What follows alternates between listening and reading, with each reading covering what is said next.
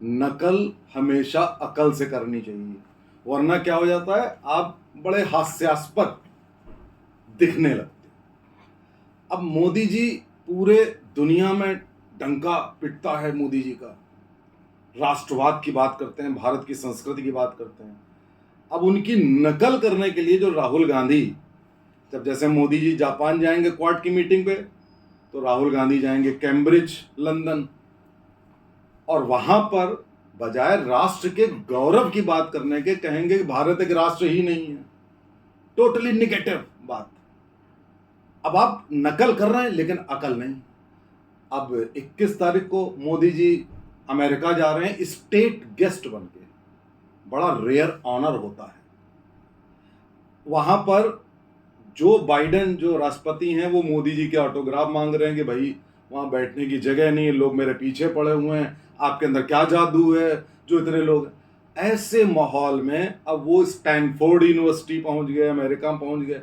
वहां पे वो क्या कह रहे हैं, भारत में मुसलमानों और दलितों पर अत्याचार हो रहा है। यही नहीं, देश की अलग, कि देश में प्रजातंत्र नहीं है, भारत बेकार देश है, राष्ट्र ही नहीं है।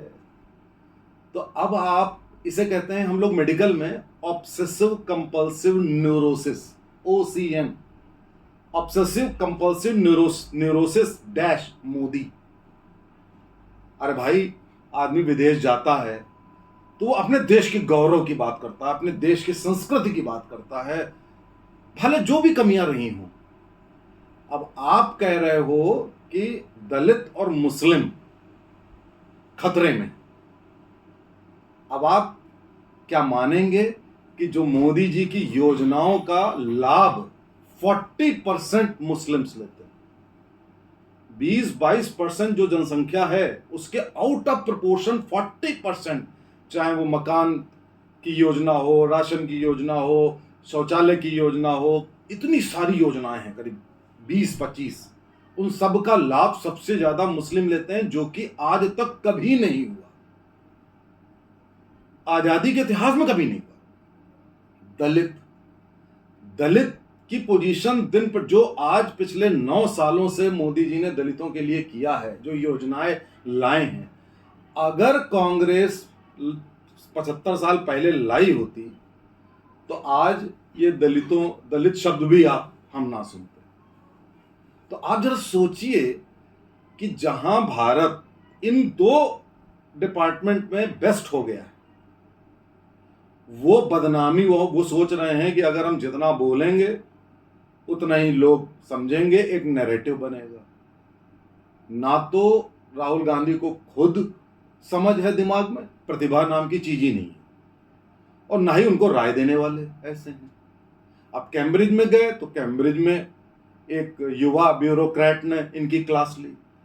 अब वहां अमेरिका में गए, स्टैनफोर्ड यूनिवर्सिटी में कोई क्लास भले अभी तक नहीं ली हो, लेकिन वो सब समझ रहे होंगे कि भैया ऐसे थोड़ी ना किया जाता है कि आप आए हैं तो आप सिर्फ देश की बुराई, संस्कृति की बुराई, हिंदुत्व की बुराई सब भैया समझते हैं कि तुम्हारा एजेंडा है कि मुस्लिम के साथ साथ दलितों को भी हिंदू धर्म से अलग कर लो, तो वो हिंदू धर्म आइसोलेट हो जाएगा। Total negative. आप सोच रहे हो कि दलित मुस्लिम कॉम्बिनेशन से आप सत्ता में आ जाओगे, तो ऐसे आपके करने से भैया नहीं होगा। आपको याद होगा कि पहले मोदी जी जब भी कहीं बुलाए जाते थे लेक्चर के लिए, भारत के अंदर भी भारत के बाहर भी, तो आपको याद 2014 के पहले तो वो हमेशा भारत के गौरव की बात करते थे, गुजरात के गौरव की बात करते थे। अब यहां पे क्या है, भारत की बुराई, भारत की संस्कृति की बुराई, हिंदुत्व की बुराई, उत्तर प्रदेश की बुराई, जहां से आपका पूरा खानदान आया। आपसे नेचुरली लोग पूछेंगे कि भैया उत्तर प्रदेश में तो हमेशा आप ही के फोर फादर्स का राज रहा है, वो उत्तर प्रदेश की बुराई क्यों कर रहे हो भाई? अभी तो कुछ हुआ नहीं नया, अभी तो अच्छा ही अच्छा काम हुआ है।